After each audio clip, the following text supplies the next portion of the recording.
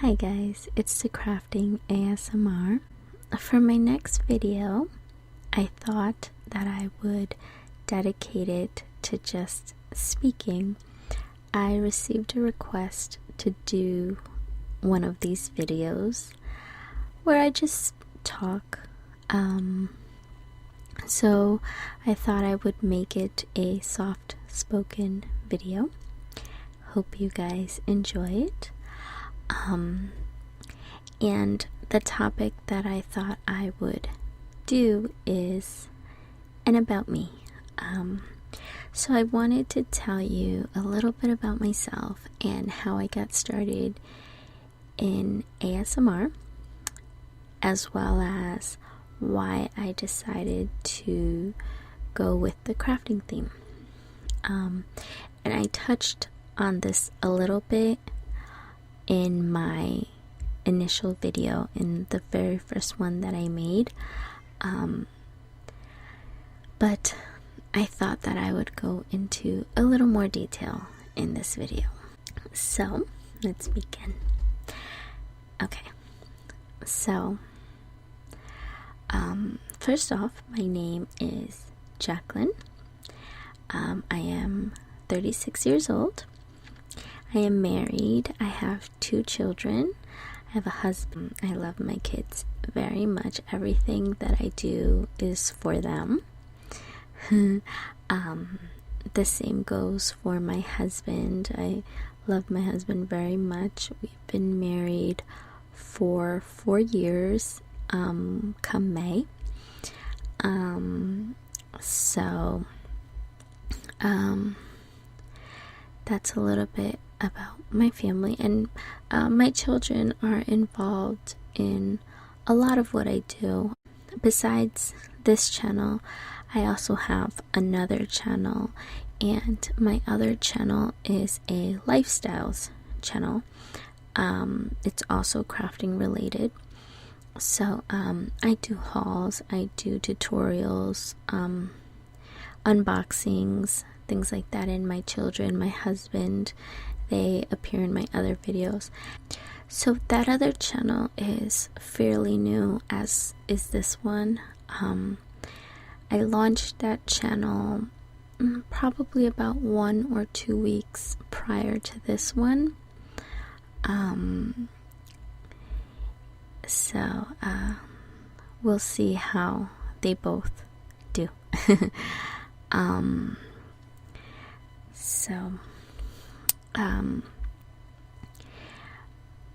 How did I get involved in ASMR? So, I started, my interest in ASMR grew when, one day, maybe about, 2 years ago, I think, about 2 years ago, I was FaceTiming one of my friends, and I hardly ever talk on the phone. I'm a texter. I like to text. I really don't like talking on the phone. I have a lot of issues with my voice growing up. People always thought that I was younger than I actually am. And it's worse when I speak Spanish, because my family is from Ecuador. My parents were born in Ecuador, and so when they came here, they only knew Spanish.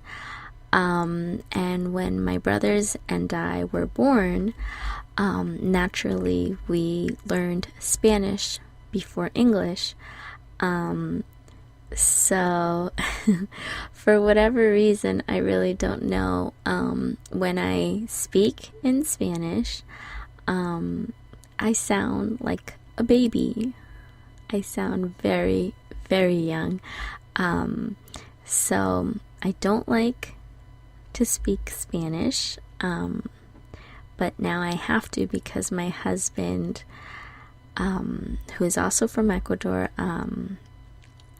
We met in Ecuador. I moved to Ecuador in 2012 to write books, and I moved there by myself. And I met him there, and we fell in love. We dated, we fell in love, we got married. And he had never been here to the United States, so I brought him back with me.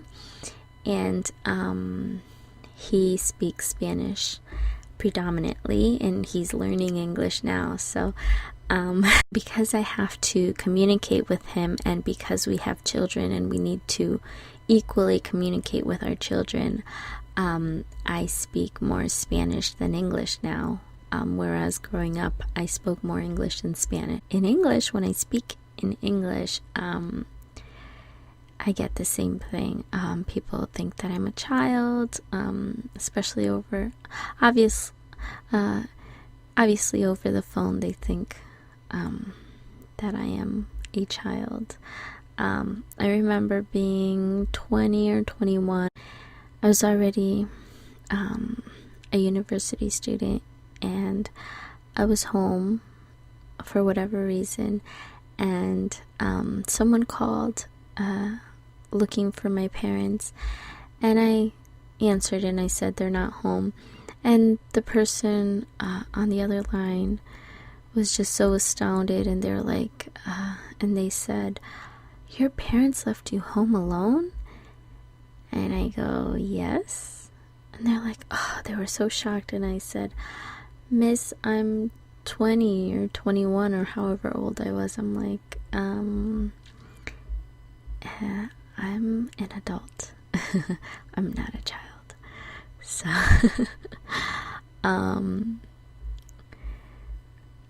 people, and when they see me, they think that I'm much younger than I actually am. So, I mean, it's a good thing.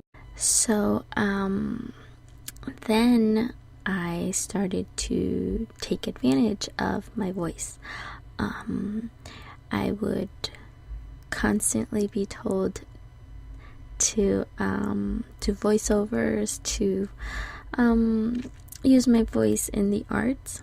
So a few years ago, about a year or two ago, I started looking for voiceover jobs, and I found quite a lot. I've done voiceovers for apps. I've done learning apps. I've done e-learning courses. I've done ESL dialogue, things like that. I've done voiceover for tutorials. So I've done quite a lot, and it went very well for me. So when I was FaceTiming with my friend, we were talking about our kids. I think she was pregnant at the time, and I already had my son, so we were talking, I think, about pregnancy, things like that. And after we hung up, she texted me and she said that she had mentioned to her husband that I would be a very good ASMR artist, and he was also familiar with ASMR, and he had wholeheartedly agreed with her. And she mentioned that to me, and I said, "What's ASMR? I don't know what that is." And then she told me what it was, and I thought, oh, that sounds interesting. So I looked into it. So then I started to take notice of things that gave me tingles, things that made me feel relaxed, soothing sounds, nice sounds, pleasing sounds that I really liked. And for example, I noticed when my husband peels an apple, it might sound funny, but I enjoy it. I purposefully give him apples to peel. The way that he holds the apple,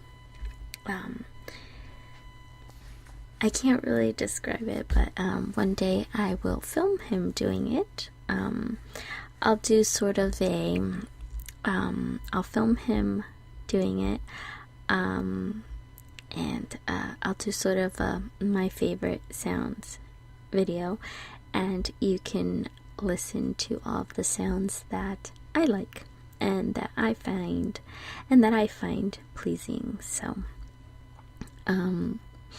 then you can see what I'm talking about.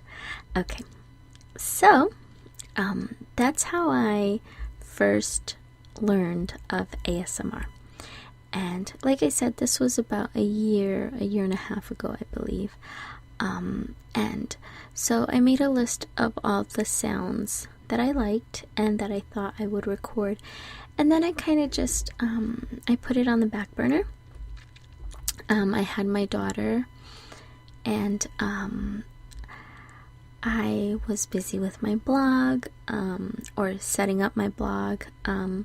So I didn't put as much thought as I would have liked to. I didn't put much thought into ASMR. And then I launched my other channel, and my the same friend who had mentioned ASMR, she saw my video from my other channel, and she said she liked it. She said, "You know what you should do?" And I said, "What?" And she said, "ASMR." And I was like, "Oh yeah, I remember that. Okay."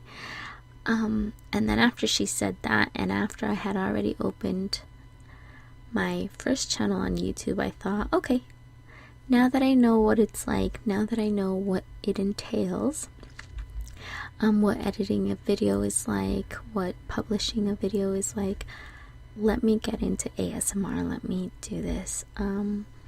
So then I thought, okay, spin. Oh, and she also said you can do it crafting related because it's what you really love to do.